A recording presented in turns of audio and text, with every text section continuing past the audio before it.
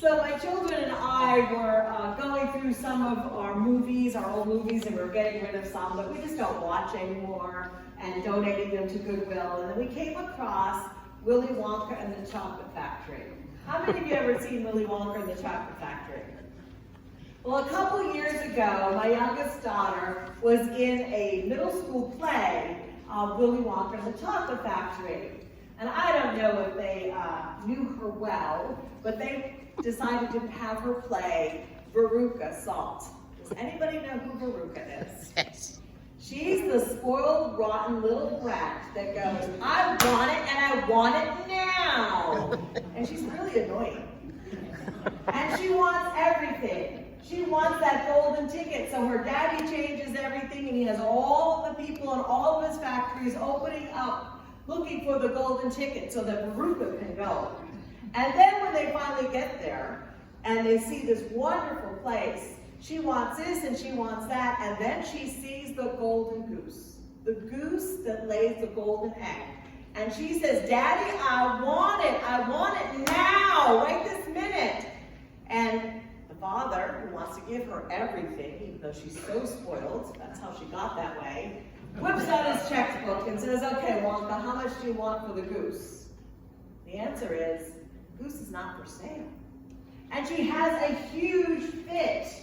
She starts whining and crying, and finally at the end, she gets sucked into the machine and they say she's a bad egg. Well, you know, we can all laugh, but as I think about Veruca, I think there's a bit of Veruca in each one of us, right? I think we want it, and we want it now, don't we? Right this moment. If we look at the United States and our credit card bills, we will see that a lot of us live with, I want it and I want it now. Now, I'm not saying credit cards are bad, because when you have an emergency and something happens, like the pump on your well goes or something, sometimes it's okay. Yes, everyone's laughing because that happened to me not long ago. Or your refrigerator goes. Yes, that happened to me not long ago. You need sometimes to have a credit card. But there's a lot of us that will say, oh, I just love those shoes. I've got to have them now, even though my bank account doesn't have enough money. Or we say, oh, look at that tie. Oh, that's wonderful. I got to have it now. Now. We like instant gratification. The parable that we read this morning is often called the parable of the persistent widow, or others call it the parable of the patient widow. Persistence and patience. I think the lesson that we have here is to listen to the words of the scripture. Now, we have a widow, and we all know, because we've heard this before, that widows in this time and place did not have a voice. They walked around like big targets, because once they did not have a male voice for them, people ignored them. A lot of times they had to beg. A lot of times they had to rely on relatives to protect them. And if they didn't have relatives, and if they didn't have a way of getting food for themselves, they went hungry. That sounds horrible, doesn't it? And yet, I read this week that in India, it still is like that. That when a person is widowed, a female, her partner dies, she has to rely still in this day and age on the living male relative to help her. And if the living male relative does not want to help her, or she doesn't have one, they stick them all together in this place to live, and they become beggars. We haven't come very far, have we? We have this poor woman who is now on the outside of society, and she knows that she is not being treated correctly. And so she goes day after day after day, and she asks the judge to give her justice. And this judge is not a very likable person, is he? If we read the scripture, it says that he did not care for God and he did not care for humankind. So she's going day in and day out, and she's looking for justice from the one person in her community who can give her justice, and he doesn't care. Personally, I think he never should have been a judge, but he doesn't care. He finally decides to give her the justice that she deserves because, like a buzzing gnat or a horrible mosquito in the middle of the night, she keeps buzzing, she keeps coming back, she keeps asking, she keeps asking. And finally he doesn't, it says there, he does not give her justice because he feels badly for her. He gives her justice because he wants her to be quiet. Now I wonder about this wonderful, persistent widow. This widow that came time and time and time again to correct a wrong, to work and live out justice. I know that a big part of being a Christian is that we are called to be justice workers. We are called, when we see someone being mistreated, to say something. We are called when we see something in our society that is oppressing others or not treating others well. We are called to have a voice, are we not? But I bet many of us, unlike the widow, go and ask for it, ask for justice. And when justice is not given, we give up because we want it now. But the work of justice is not instant gratification. A lot of times the work for justice takes years and years and years to happen. And often in that time, that searching for justice, that searching to have something made right, that searching to see that the love of Jesus Christ and the justice of Jesus Christ come true, we lose patience. And we stop fighting, and we stop standing up, and we just allow all the no's to wear us down. But Jesus calls us to be justice seekers, even when it is difficult. When we want to stamp our feet and say we want it now, sometimes the one who can give us justice is not ready.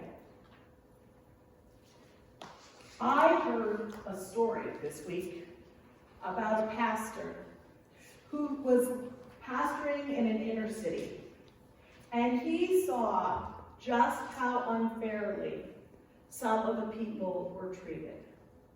Those people who would get up in the morning and go to work in the factory that was right next door were not able to pay their bills. The apartments where they lived were owned by the factory workers. The place that was closest for them to go and to get their groceries was owned by the factory. You get the picture? And for years he saw these people putting in hours and hours and hours and working and not getting ahead, and seeing kids that have dreams that wanted to go to college and get out of that neighborhood, not being able to because of the injustice that was happening to these people. And so he had his congregation praying. They prayed day and night. Every time they gathered, they prayed that justice would be served, that there would be other answers, that those people who were stuck in this cycle of poverty would break free, that compassion would have a way into the hearts of those who were oppressing these people. He prayed and he prayed and he prayed. And do you think that it happened right away, that things changed? No. 15 years. 15 years that congregation prayed. 15 years that congregation went out and wrote and spoke out against what was happening to these people. 15 years. And then the company was bought by another company. And they stopped their practices. And the store was for sale. And they were able to come together and pool all their money, and they started a co-op. And then the apartment that they were living in was bought by someone who had a kind heart and helped them build up the apartments that were looking horrible and shabby. And these people now have hope, and compassion came in, and they were given opportunities, and it changed the whole dynamics of this one neighborhood. But the pastor says, we still pray. We are persistently praying that this will continue, and that we will continue to look for places where God is calling us to live out the love of Christ by speaking out against injustice. The widow did not give up. It is easy to give up. It is easy for us to say, oh Lord, I've been fighting this fight for so long, I'm just going to just throw it away. I can't do it anymore. Many of us know that there's still work to be done around racial issues. There's still work to be done around accepting all of us. There's still work to be done by accepting those who are different than we are. There's still work to be done to help that our children are fed and taken care of. There's still work to be done for us to live out together what it truly means to be justice seekers. There's work to be done right here. Sometimes it's easy to say, I want it and I want it now. But sometimes we have to work together. What that pastor said was that in all the years that they prayed, it brought their congregation together. It brought the community together. It built the community together. And they became stronger, and they supported each other, and they learned what it meant to be a blessed community. I have to look at that and say, you know, in all those years that they prayed, God was there with them. If they had gotten their answer when they stomped their foot and said, I want it now, do you think the community would have been as strong as it was? I don't think so. I don't think the relationships that happened between those who worked and owned the factory and those who worked in the factory and all the community would have happened if it had happened now. Because they would have jumped on to the next issue. But in that waiting, in that persistence of praying and believing that they were doing the work of God, God spoke to them, strengthened them, provided opportunities for community building that they never ever would have had. Sometimes, in the patience and the persistent asking, God comes to us and teaches us and molds us in ways that we would never ever have experienced if we got the instant answer. The widow has something to teach us today. The widow didn't give up. When you find yourself wanting to give up, and yet you know it is the work of God, remember her persistence. Remember that sometimes in the waiting, in the asking, God is moving and molding and changing you. You might not see it when you want it now, and you've been asking for a long time, but God is there working. As they say, hindsight is 20/20. When you're living through the kind of persistently asking, you may not see it, but God is there. God never gives up. God is always on the side of those who seek justice, those who act out of compassion, and those who try to make the good news of the gospel come alive. So let us not give up. Let us be persistent in our faith. Let us be persistent in our prayers. Let us be patient and know that God is still speaking. Amen.